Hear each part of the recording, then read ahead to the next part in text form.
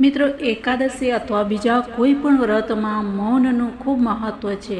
મૌન રહેવાથી આપણે શારીરિક અને માનસિક અપરાધથી બચીએ છીએ. મૌન ન રહી શકીએ તો બને એટલું અસત્ય ભાષણ, કોઈની નિંદા કરવાની, ચુગલી કરવાની, આ બધાથી બચવું જોઈએ. અસત્ય ભાષણ સાંભળવા અને બોલવા બંનેથી બચવું ખૂબ જરૂરી છે.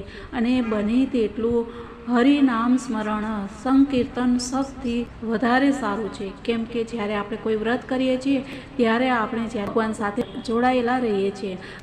તો મિત્રો, ઉપવાસના દિવસે જેટલા થાય એટલા ભગવાનનું નામ સ્મરણ, નામ સંકીર્તન અને સ્તોત્રના પાઠ કરી અને ભગવાન સાથે, પરમાત્મા સાથે જોડાયેલું રહેવું જોઈએ.